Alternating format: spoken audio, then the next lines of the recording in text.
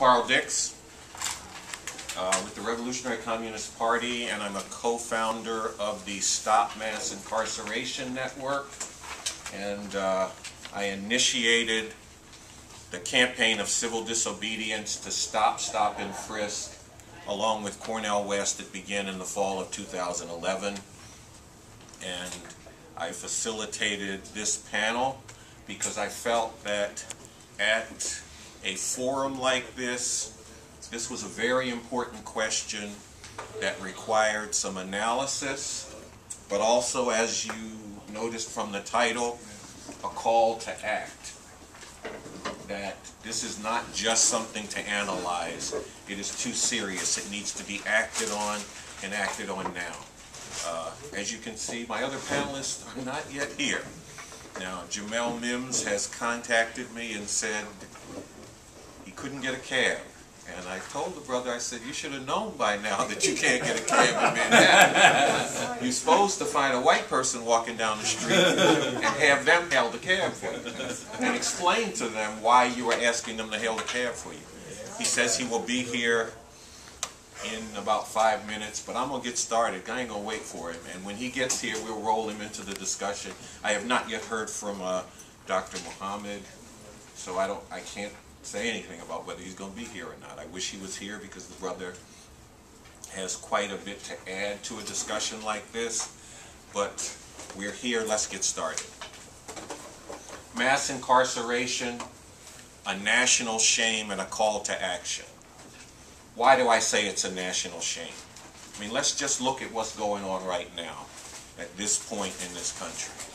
Detroit, Michigan, a cop named Weekly, I think it's Richard Weekly, is on trial right now for having gunned down 7-year-old Ayanna Stanley Jones a little over 2 years ago.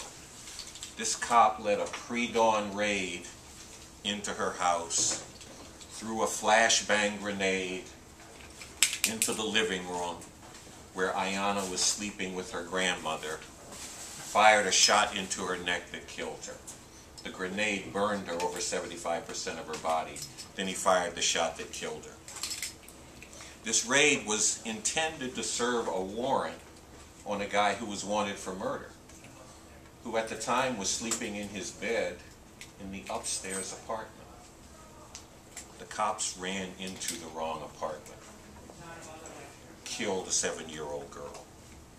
Now, also, you might notice the pretrial hearings in the case of George Zimmerman, the vigilante wannabe cop who murdered Trayvon Martin, are going on right now.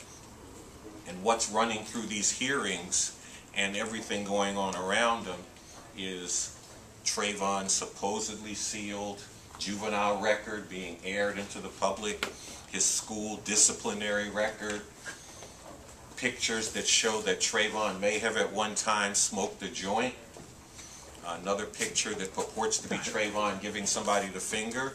Now, all of this is obviously quite relevant to a case where some guy stalked and shot Trayvon because, you know, black youth just carry their disciplinary records, they pin them to their chest, right?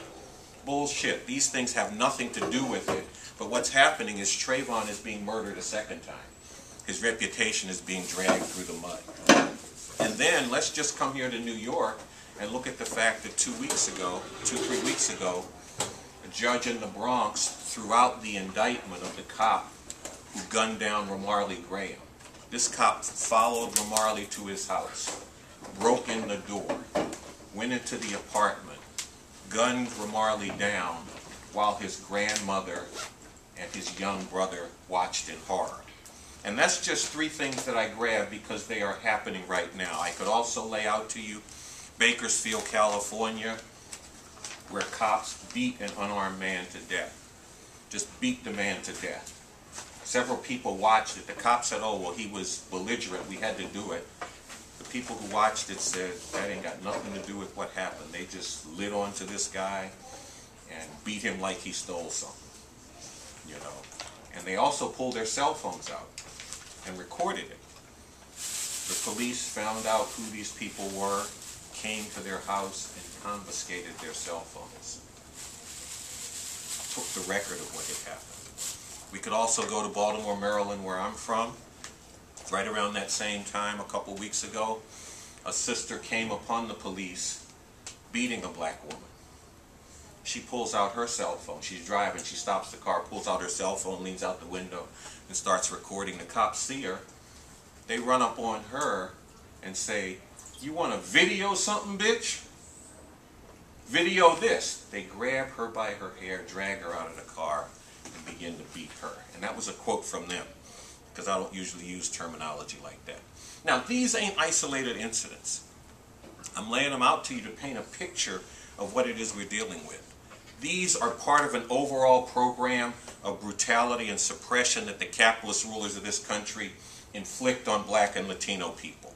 Shit that happens all the damn time. That's why I could just grab a certain period and give you these 5 incidences and not even touch on all the other things that I missed in that period. What we're talking about here is the mass incarceration that I'm going to get into today. The 2.3 million people warehoused in prison.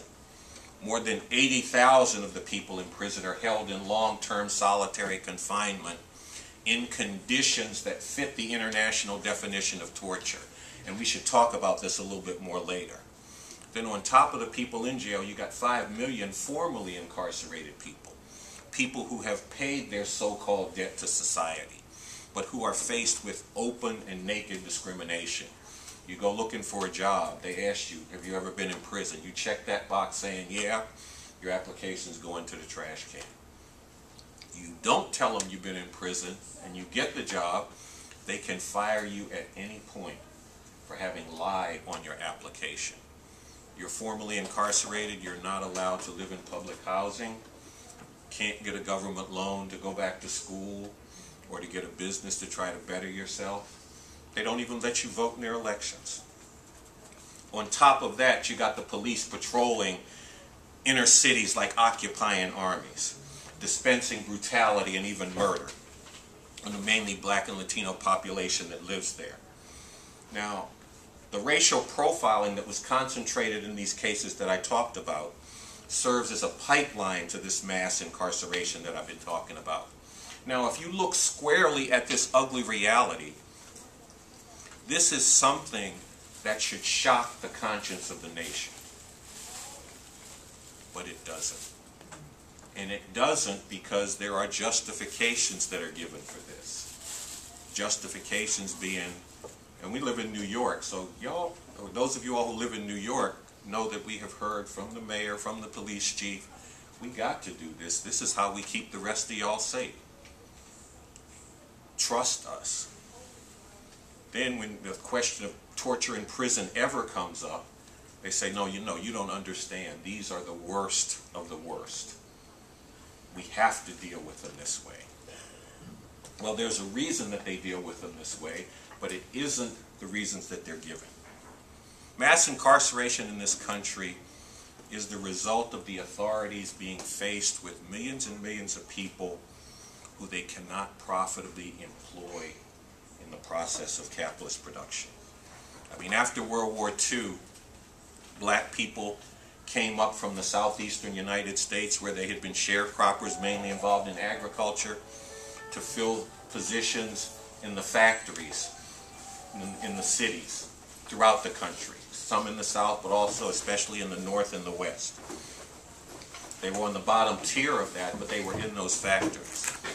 But also, in the period around late 60s, early 70s, these factories began to be moved halfway around the world, where they could find workers who they could work longer hours for much less pay and in much more dangerous conditions.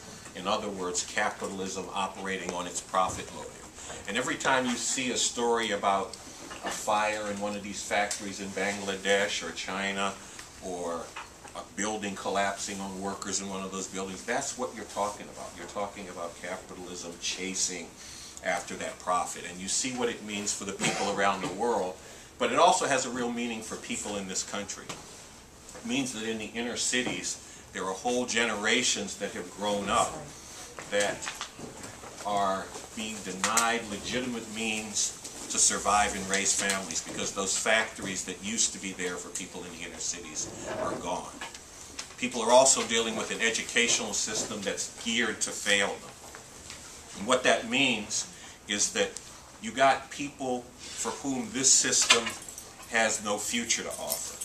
Now, the folks that run this system, they remember the 1960s. This is Jamel Mims, by the way. He gonna pull in a minute.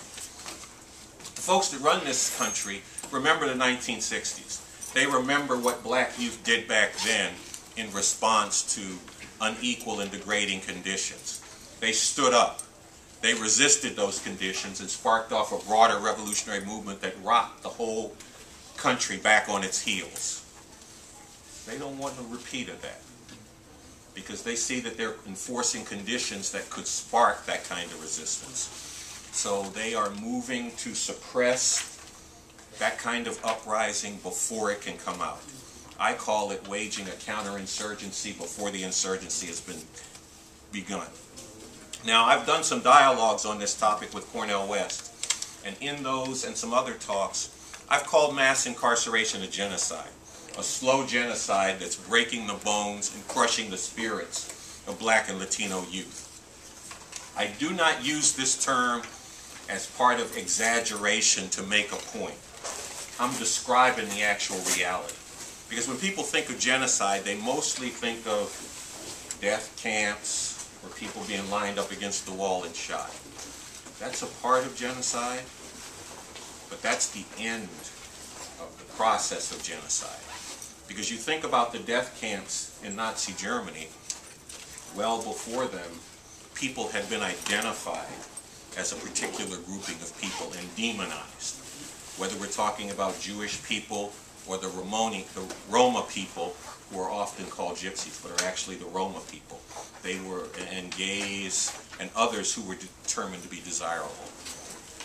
They were identified, they were demonized, they were segregated from the rest of society, and in Nazi Germany, their property was also stolen, and then the mass executions began. But there was a process that led up to it. And if you're trying to deal with genocide, you have to look at the whole process. Because if you wait to the end, you can end up moving on it too late. And this also comes to bear with the Nazi experience, because the uprising in the Warsaw Ghetto that Jewish people sparked off, that Jewish people rose up, that was heroic resistance, but it was too late. They had already been penned into the ghetto, separated from the rest of society, and it was a last desperate attempt, but it was too late and it was crushed. We cannot allow ourselves to be put in this situation this time. And we have to look at the process here. Have black people been identified? Have they been demonized? Have they been separated? You know, that's an important part of the process. We can talk about this in the discussion period. It's not the end of it yet, but we should not, again, should not wait till the end in order to say, now let's move on it like a genocide, because it could be too late. This is something that we should get into. Now, this genocide is enforcing overall degrading, unequal, oppressive conditions. Conditions that are built into the fabric of this capitalist society. Now, if these were the only horrors that this system was bringing down on people, if this was the only thing wrong with this setup, that would be reason enough to want to get rid of it through revolution. And it is far from the only horrors. I mean, look at the violence and degradation brought down on women in this society. Look at the wars for empire, the drone strikes that kill whole villages, and you got the president and his folks saying, oh, these are surgical strikes. We only kill the people we're trying to kill. You destroy a whole village and you only killed who you're trying to kill. You must have been trying to kill the whole village. You can't hit one person with a drone strike. They're living in the middle of a village. The ravaging of the environment and more. It will take revolution, nothing less, to get rid of all these horrors once and for all and bring into being a society that works in the interest of people, where people work in common for the common good. Now, this is something we can get into in the discussion, and different perspectives could come up. I'm not going to go any more into that right now. I'm just going to let you know this film, B.A. Speaks, Revolution, Nothing Less, goes very deeply into this, far more deeply than I can. It's a talk by Bob Avakian. I encourage people to check this out. I have some copies of it. So that's on one level. We need that to end this once and for all. And right now, we need mass, determined resistance. We need everybody who sees this for what it is to join in the fight to stop it. We need people who hear about these police murders and get sick to their stomach hearing that these things are going on. We need people who see the murder of Trayvon Martin and say, how can you come upon someone who has just shot down a 17-year-old kid who's standing over him with a murder weapon and walk him in the front door of the police station and out the other end in a few minutes, letting him go? How can you drug test his dead victim, but don't drug test the guy who fired the shot? They are telling you something when they approach it like this. Well, we have to tell them something. I didn't mess you up here, did I? We got to tell them something, that we will not accept this, that this is unacceptable, that we're going to stand up against it. And we got to say the same about the torture that goes on in prison, because they put people in conditions where they hold them in cells that are soundproof, where they don't get sunlight for months at a time. They deny them human contact for weeks, months, and even years. See, and these things that I'm telling you about, soundlessness, no sunlight, denial of human contact, these break you down physically and mentally. In fact, studies have shown that holding someone with no human contact and no sound can drive them crazy. And I got a letter from a guy who told me about, he wrote this letter and he says, my mother doesn't get to come here to see me very often. One of her rare visits, I had just spent months in a soundproof cell. I go to the visit for my mother. I pick up the phone, and here's the woman who means the most to me in the world. She begins to talk, and I have to put the phone down, because hearing that voice of the person he loved hurt his ears, because it had been that long since he had heard any sound. This is part of a conscious policy of breaking people down in prison, and it amounts to torture, and it is in fact defined as torture by the United Nations. Long-term solitary confinement for more than 15 days is defined as torture, and there are international calls to stop doing it, and the U.S. refuses to respond to those calls. Everyone with an ounce of justice in their hearts should be wanting to stand up against things like this and fight back against it. See, and there's a lot at stake here. That's why I started out on this question of mass incarceration as a national shame and as a genocide. They are grinding people down. And it can reach the point where people are so far ground down that they won't be able to do anything about it.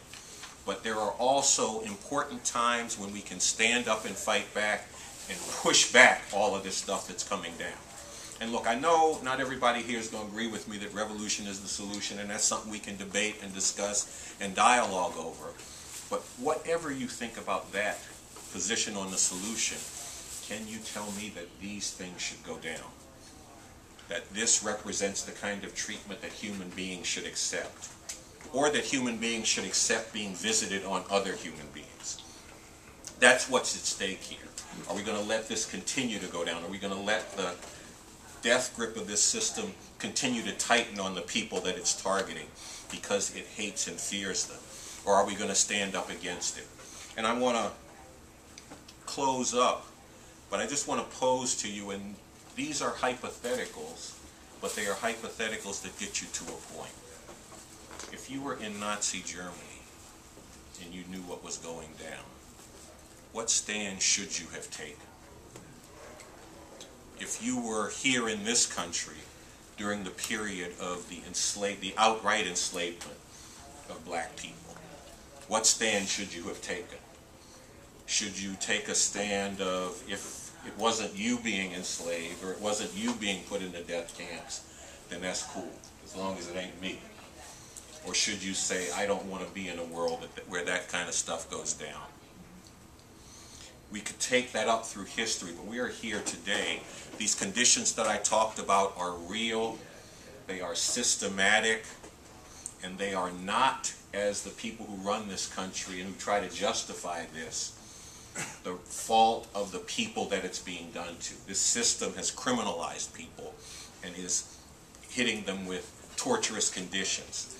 We have to take that stand of saying, I will not stand aside and allow this kind of treatment to be brought down on people. And in taking that stand and rising up and fighting against this, and there are ways to get connected to it. We've got a hoodie day called for Monday on the opening of the trial of George Zimmerman, the murderer of Trayvon Martin. We're going to continue to build resistance to a declaration of open season on black youth through this trial. And then we're going to roll right into taking on torture in prison, because people in the prisons in California have said that they're going to restart the hunger strike that they carried out in 2011, putting their lives again on the line to fight for an improvement in their conditions. And we're going to be building support for that strike and not waiting till they go on hunger strike, but building that support now. We call on you to join us in that fight.